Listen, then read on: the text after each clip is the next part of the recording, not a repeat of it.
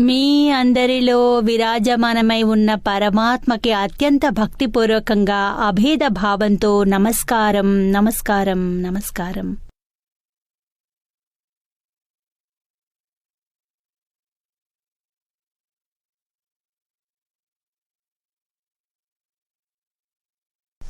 మీకు కోపం, మాయ, లోభం, రాగద్వేషాలు బాధిస్తున్నాయా? మీకు ఎప్పుడైనా ఇలా అనిపిస్తుందా, ఇక్కడ మన మర్యాదే హాయిగా ఉండనివ్వట్లేదు అని? మొత్తం విషయాలన్నీ మన వద్దే, కానీ ఈ విషయాలన్నింటినీ హాయిగా అనుభవించలేకపోతున్నాము. ఇది మన అహంకారమే మనకి ఇలా చాలా బాధ పెడుతోంది. మన కోపమే మనకి మొత్తం ప్రపంచానికి ఆశ్రితం చేస్తోంది. మన మమతే మనకి బాధ పెడుతుంది. ఎంత మనం మోహ మమత మన బంధువులతో చేస్తామో, పిల్లలతో చేస్తామో, భర్తతో చేస్తామో, కానీ ఇదే మొత్తం మోహం, మాయ, మమత మనల్ని ఎప్పుడో ఒకప్పుడు చాలా పెద్ద దెబ్బ కొడుతుంది, చాలా పెద్ద దెబ్బ తగిలేలా చేస్తుంది. ఇలా మీరు ఎప్పుడైనా జరిగితే మరి ఇలాంటి అనుభవాన్ని మీరు మళ్ళీ మళ్ళీ అనుభూతి చెందండి. ఇక ఈ లక్షణాల్ని గుర్తు తెచ్చుకుని అందులో మన లోపల ఈ విషయాన్ని క్రోధ, మాన, లోభం, రాగద్వేషాలు, మృత్యువు మనపై ఎలా ఆక్రమిస్తాయో, ఏ విధంగా మనల్ని బాధిస్తాయో, ఏ విధంగా హింసిస్తాయో, ఈ విషయాలన్నీ ఎనాలిసిస్ చేస్తే గనక మీకు లోపల ఎంతో లోతుగా ఉన్న విషయాలన్నీ నయమైపోతూ ఉంటాయి. మొత్తం విషయాలన్నీ పోతాయి. ఈ విషయాలతో నాకు తెలియకపోవడం వల్ల నాకు అనుభవం ఉంచడం అవుతుంది. ఈ విషయాలన్నీ మా ఎదుట వెల్లడి చేయడం వల్ల నేను జీవితంలో ఏ విధంగా కూడా దుఃఖాన్ని పొందకుండా, ఏ బాధని మనల్ని టచ్ చేయకుండా చేసుకోవచ్చు. ఇలా కావచ్చు. అయితే దీనికోసం మీరు మనం తెలివితో, ధైర్యంతో అంతర్దృష్టిని ముంచుకుని లోపలికి చూడాల్సి ఉంటుంది, పరీక్షించాలి. నేను ఎక్కడ తప్పు చేశానో, నేను ఎక్కడ నాలో తప్పు కారణంగా స్వయంగా దుఃఖితులం అవుతున్నామో, ఇతరులని కూడా బాధ పెడుతున్నామో. ప్రకృతి పరంగా ఇక్కడ ఖచ్చితమైన నియమం ఉంది. ఎవరికైనా మనం దుఃఖాన్ని ఇస్తే మనకు దుఃఖ రూపంలోనే లభిస్తుంది ఫలితం. ఏ విధంగా లభిస్తుంది, ఎప్పుడు లభిస్తుంది, ఇది మీకు తెలియదు, కానీ తప్పక లభిస్తుంది. మీరు దాని వెంట స్టడీ చేస్తే, దాని వెనకాల పెడితే మీకు తప్పక తెలుస్తుంది ఇక్కడ దీని పరిణామం ఇది అని. కానీ దానికోసం చాలా లోతైన స్టడీ అవసరం ఉంటుంది, వెంట పడాల్సిన అవసరం ఉంటుంది. నేను బయట భౌతిక స్టడీలో ఎంత లోతుగా వెళ్తామో, ఎన్ని విషయాలు వెతుకుతూ ఉంటామో, ఎంతో జ్ఞానాన్ని పొందుతాము. కానీ లోపల మాత్రం ఏమీ తొంగి చూడం కూడా లోపలికి. ఎప్పుడు బయటే చూస్తాము. ఇక బయటే నిలిచి ఇతరుల తప్పుల్ని చూస్తాము, సంజాష్యాల్ని ఇచ్చుకుంటాము. ఎంత చేసినా కూడా చివరికి దుఃఖమే మిగులుతుంది. ఎప్పుడైనా సరే సరైన జ్ఞానం వస్తుందో అప్పుడు దుఃఖం దానంతటా అదే వెళ్ళిపోతుంది. ఈ అనుభవం చేయాల్సిన విషయము. మన అనుభవం అందరికీ పంచాలి. ఈ అనుభవాన్ని అర్థం మనం చేసుకుని స్వయంగా అనుభూతి చెంది చూడాలి. తప్పక ఇందులో నుండి మీరు బయటపడగలరు. ప్రణామ్ నిర్మ. మీరు ఇప్పుడే చెప్పారు మీ క్రోధం, మాయా, లోభం, మోహం మిమ్మల్ని బాధ పెడుతున్నాయా అని. మరి బాధ పెడతాయి, కానీ అందులో ఎలా బయటపడాలి? ఎందుకంటే ఎన్నోసార్లు ఏమవుతుందంటే పరిస్థితిని అంచనా వేయగలం, కానీ యాక్సెప్ట్ చేయడానికి ఎక్కడో చోట అడ్డం ఏర్పడుతుంది. యాక్సెప్టెన్స్లో ఆ క్రోధ, మాయ, లోభం ఇబ్బంది పెడతాయి. అక్కడ యాక్సెప్టబిలిటీ ఏదైనా పరిస్థితిలో ఉంటే ఏం చేయాల్సి ఉంటుంది? ఏమంటే ఇప్పుడే కొంత సమయం ముందర ఓ అబ్బాయి మా దగ్గరికి వచ్చాడు. ఎంతో తెలివైనవాడు, చురుకైన పిల్లాడు, హైలీ ఎడ్యుకేటెడ్ ప్రొఫెషనల్, చాలా తెలివైనవాడు. అతనిలో ఏదైనా తప్పు జరిగితే తనకి స్వయంగా లోపల కూడా అనిపించేది తను చేసింది పెద్ద పొరపాటు అని. అతని మనసు అతనికి చెబుతూ ఉంటుంది ఇక్కడ పొరపాటు జరిగింది అని. ఇప్పుడు ఏం చేయాలి? దానికి ఇంకో మార్గం దొరకట్లేదు. ఇక వారి తప్పు ఎలాంటిదంటే ఆ తప్పు ప్రతి ఒక్కరికీ తెలిసిపోతుండేది. అతని బాస్, అతని కొలీగు అతన్ని దెప్పటం మొదలుపెట్టారు. ఏం చేశాను, నువ్వేం చేసావు, సరిగ్గా చేశావా, నీకేమనిపిస్తోంది వగేరా. ఎప్పటి వరకు అతనికి ఎవరు ఏమీ అన్నంతసేపు అతనికి చాలా పెద్ద తప్పు చేశానని అనిపించసాగింది. కానీ ఎప్పుడైతే అందరూ అతన్ని అడగడం మొదలుపెట్టారో అప్పుడు చెప్పసాగాడు, నాకింకా ఇప్పుడు అహంకారం ఎక్కువైంది. మళ్ళీ నా అహంకారం అందరి ఎదుట నా తప్పుని స్వీకరించడానికి సిద్ధంగా లేదు. అహంకారం ఉంచుకోవడానికి అతను సిద్ధంగా లేడు. పైగా అతను అనసాగాడు, చిన్న విషయం దీనికింత పెద్ద విషయంగా ఎందుకంటున్నారు అని. ఈ విషయాన్ని తీసుకుని నన్ను అందరూ కలిసి ఏదో ఒకటి అంటున్నారు, ఎందుకు ఏదో ఒకటి తిడుతున్నారు, ఏదో ఒక మాట అంటున్నారు. చూడండి, తప్పులు మీరు అంటున్నారే తెలుస్తోంది. అయినా కూడా క్రోధం, మాయ, మోహం, లోభం మనకన్నీ తెలుసు, అయినా యాక్సెప్ట్ చేస్తున్నాము. అందుకే మనకి ఇలాంటివన్నీ వాటి నుండి బయటే పడలేకపోతున్నాము. ఏమేంటి చేయాల్సి వస్తోంది? దీని తర్వాత ఏం తప్పు లోపల జరుగుతోంది? తర్వాత మీరు దీన్ని పట్టుకోలేకపోతున్నారు, పోగొట్టుకుంటున్నారు. దాన్ని చాలా సాలిడ్ దృష్టితో చూడాల్సి ఉంటుంది. నిష్పక్షపాతం కావాలి. స్వయం బుద్ధి కోసం, స్వయంగా దీనికోసం కూడా నిష్పక్షపాతంగా ఉండి తీరాలి. లేకుంటే నా విషయం నేను స్వచ్ఛమైన దాన్ని అని ప్రతి ఒక్కరికి అనిపిస్తుంది. నేను చెప్పేది తప్పు కాదు, తప్పైతే కూడా అందరి ఎదుట ఆ మాటని చెప్పడానికి తప్పు అని సిద్ధంగా ఎవరూ ఉండరు. చాలా తక్కువగా మంది ఉంటారు. ఎల్లప్పుడూ సొంత తప్పుల్ని ప్రొటెక్ట్ చేసుకుంటూనే ఉంటారు. ఏ విధంగా అబ్బాయి ఇతరుల ఎదుట తన తప్పుల్ని స్వచ్ఛందంగా ప్రొటెక్ట్ చేసుకున్నాడు. ఇందులో ఏముంది? ఇది తప్పేంటి? నా చివరికి చెప్పుకున్నాడు, నా లోపలి మనసు బయట ఒప్పుకోవడానికి సిద్ధంగా లేదు నేను తప్పు చేశాను అని. నిజానికి నేను తప్పు చేశాను. అలాంటి తప్పు మేము చేశాము. ఇక చూడండి లోపల ఏమవుతుంది.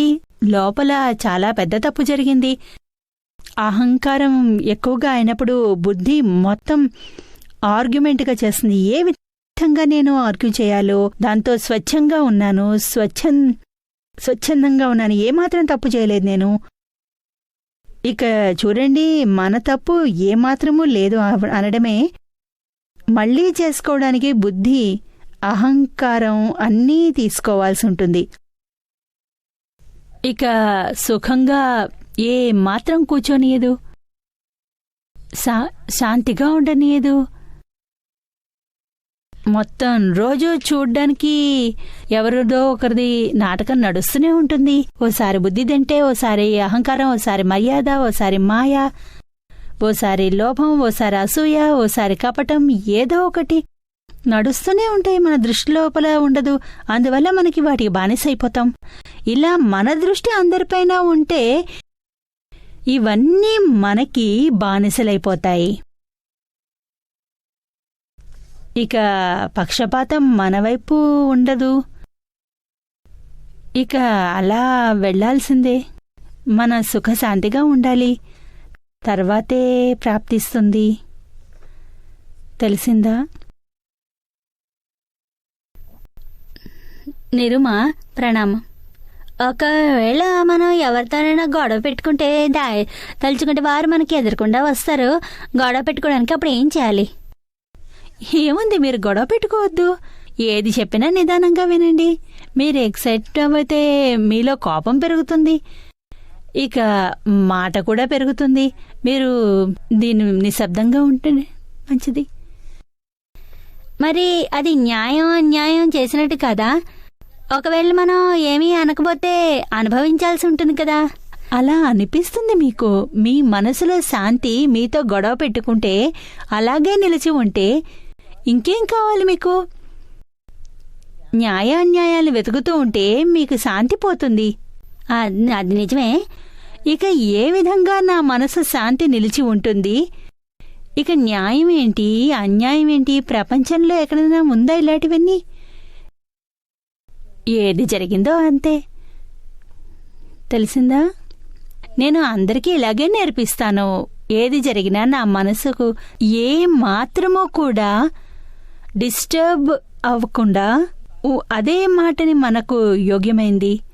ఇక ప్రపంచం అబద్ధం అయితే ప్రపంచం దృష్టిలో, అందరి దృష్టిలో ప్రతి ఒక్కరి వ్యూ పాయింట్ వేరువేరు.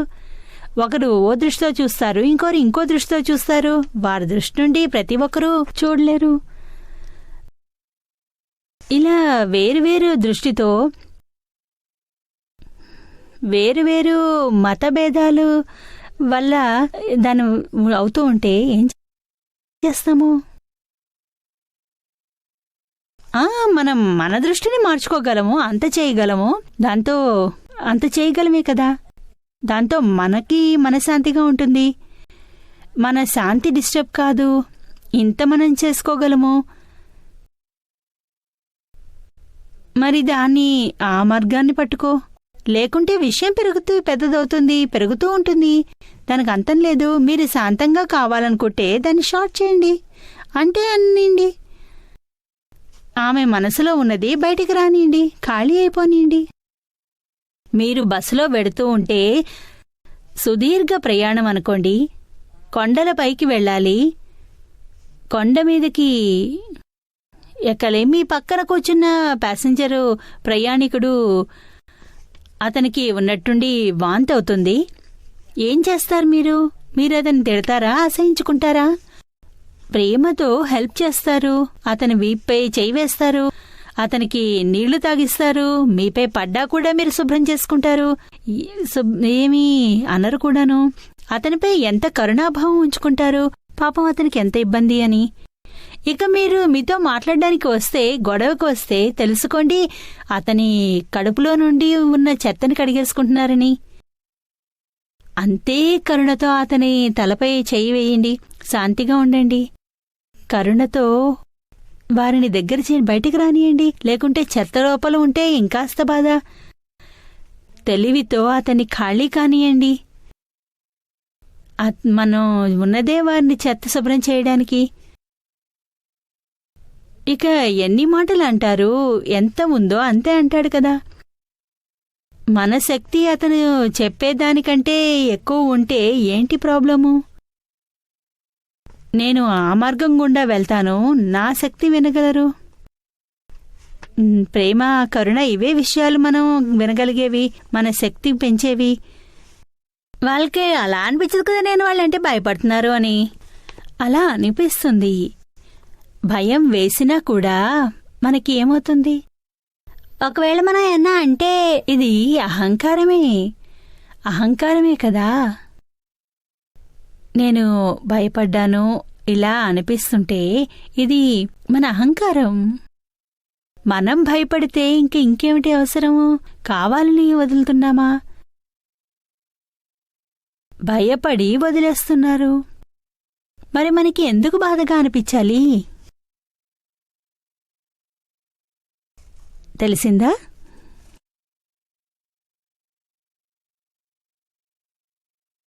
నిరిమా, నేను ఒక చాలా పెద్ద ఉద్యోగకాంక్షతోటి జనాల దగ్గర నుంచి డబ్బులు తీసుకొని చాలా పెద్ద ఫ్యాక్టరీని నిర్మించాను. 2-3 బిజినెస్లు ఒకేసారి మేనేజ్ చేయడానికి చాలా ట్రై చేశాను, కానీ అది సక్సెస్ కాలేదు. ఇంకా అన్ని బిజినెసెస్ అయిపోయినాయి. నా ఉద్దేశం ఏంటంటే నేను భారతదేశంలో అన్నిటికంటే పెద్ద ఫ్యాక్టరీ నిర్మించాలని. కానీ అది ఉండగానే ఇంకా ప్రభావం ఏమైందంటే అన్ని కంపెనీలు ఇంకా నా వ్యాపారాలు అన్నీ మూసుకుపోయాయి. ఇంకా నేను మీతో ఒక ప్రశ్న అడగాలనుకుంటున్నాను. ఏంటంటే మహత్వాకాంక్ష చేయటం ఇది తప్ప, లేకపోతే ఇది ఒక దుష్ప్రభావమా? ఇంకా 2, ఇప్పుడు ఒక కొత్త వ్యాపారం మొదలుపెట్టాను, దాంతో జనరల్ లోన్ రీపేమెంట్ చేస్తున్నా. కానీ అయినా కూడా ఈ నా ప్రయాణంలో చాలామందికి దుఃఖం కలిగింది, టెన్షన్స్ వచ్చినాయి. ఎవరికైతే సమయానికి డబ్బులు ఇవ్వలేకపోయానో వాళ్ళకి. ఇంకా దాని పరిణామం ఏంటి, దాని ఉపాయం ఏంటి? ఏంటంటే మహత్వాకాంక్ష ఉంటుందే, అది ప్రతి ఒక్కరికి ఉంటుంది. చిన్నది పెద్దది మహత్వాకాంక్ష ఉంటుంది. కానీ ఎన్నోసార్లు ఎన్నో మహత్వాకాంక్షలు ఎలా ఉంటాయంటే అవి మన బియాండ్ రీచ్లో ఉంటాయి. ఇక ఈ మహత్వాకాంక్ష వరకు చేరుకోవడానికి మనం చాలా ఉత్సాహం చూపిస్తాం. నెమ్మదిగా ఉంచుకో మహత్వాకాంక్షని. కానీ అంతవరకు చేరుకోవడానికి మీరు స్టెప్ బై స్టెప్ వెళ్లాల్సి ఉంటుంది. అలా అయితే మొదటి స్టెప్, తర్వాత 2వ స్టెప్ వస్తుందో, తర్వాత 3వది, తర్వాత 4. ఒకేసారి పైకి ఎగరాలి అనుకుంటే అందువల్ల ఈ ఇబ్బందులు వస్తుంటాయి. ఇంకా మీరు ఎలాగైతే చెప్పారో నేను దానికోసం చాలా రోజుల నుంచి ఎదురు చూశాను. చూస్తామని ఒక్క బాస్ ఇన్ని ప్రదేశాల్లో అటెన్షన్ చూపించలేడు కదా. ఎలా అయితే ఇతరులపై నిర్ధారితంగా ఉండాలో ఇంకోరి వల్ల కూడా నష్టం ఏర్పడచ్చు. దానికి ఇవేవీ పట్టవు. తప్పుడు నిర్ణయం తీసుకుంటే అంతే కదా, మన తప్పు అవుతుంది. ఈ మహత్వాకాంక్ష ఉండి తీరాలి, కానీ లిమిట్ ఉండాలి. స్టెప్ బై స్టెప్ చేయాలి. ఇక 2వ మాట మీరు చెప్పారు, ఎవరి కోసం డబ్బుని తీసుకుంటారు? టైంకి ఇవ్వలేకపోతే మరి వారికి దుఃఖం ఉంటుందే కదా. తప్పక ఉంటుంది. మన భారతదేశంలో చెప్పబడింది లక్ష్మి మనిషికి 11వ ప్రాణమని. 10 ప్రాణాలు ఉంటాయి కదా, ఇది లక్ష్మి 11వ ప్రాణం అన్నమాట. అందుకే లక్ష్మిని తీసుకుంటే వారి ప్రాణాన్ని తీసుకుంటున్నారనుకుంటారు. ఎలా అంత దుఃఖం ఉంటుంది? అలాంటి దుఃఖానికి ఉపాయం ఆలోచించాలి. నుండి పశ్చాత్తాపం చెందాలి. మనసులో స్వచ్ఛమైన భావన ఉండాలి. ఎప్పుడు నా దగ్గరకు వచ్చినా నేను తప్పక ఇచ్చేస్తాను. ఇంకా వీలైతే కలిసి క్షమాపణలు కూడా అడగండి, కన్విన్స్ చేస్తూ పోండి. నా దగ్గరకు డబ్బు రాగానే తప్పకుండా ఇచ్చేస్తాను, ఇప్పుడు లేదు అప్పుడు ఎక్కడి నుంచి ఇవ్వను. ఒకవేళ నిదానంగా ఉంటే మీ డబ్బు తప్పక వస్తుంది. ఎగిరితే నన్ను పొందగలవు గాని డబ్బుని పొందలేవు కదా, నన్ను పొంది ఏం చేస్తావు? ఇలా వివరించి అర్థమయ్యేలా క్షమాపణ అడగండి. హృదయంలో పశ్చాత్తాపం చెంది ఇందులో నుండి బయటపడగలరు. ఎవరు ఎంత చేసినా చెడు పాపం జరిగితే కానీ హృదయంలో ఏ పాపానికి పశ్చాత్తాపం చెందుతారో, ఇక దానికోసం క్షమాపణలు కోరితే ఆ పాపం తప్పక క్షమించబడుతుంది. ప్రజలు క్షమించినా లేకున్నా కానీ మీ కర్మ పుస్తకంలో అవి క్షమించబడుతుంది. తెలిసిందా? కొంతమందికి ఇవ్వటం మొదలుపెట్టాను నేను, కానీ కొంతమందికి ఏమనిపిస్తుందంటే వాళ్ళు చాలా అవసరంలో ఉన్నారని. దీనివల్ల నాకు చాలా ప్రాయశ్చిత్తం కలిగింది, దుఃఖం కలిగింది, ఇది నా వల్లేనని. దానికోసం కూడా ఇదే ఉపాయము, ఇంకేమీ లేదు. కానీ నా మొదటి ప్రశ్న నిర్మా ఏంటంటే మహత్వాకాంక్ష ఇది ఒక అదృశ్య భావమా? లేదు, శుద్ధభావం ఉండదు. కానీ దాని వెనకాల అహంకారమే ఉంటుంది, గర్వం వస్తుంది. ఏదైనా చెయ్యండి, ఏమైనా చెప్పండి, సమాజంలో, ఫ్యామిలీలో, ఇక ఇది అది లోభం గ్రంథి కూడా వస్తుంది దాంతోపాటే. ఇవన్నీ మిక్స్డ్ విషయాలు అవుతాయి. గర్వం, లోభం, తర్వాత కపటం వస్తుంది, చాలా విషయాలు వస్తాయి. అందుకే శుద్ధ భావన అనేది ఉండాలి.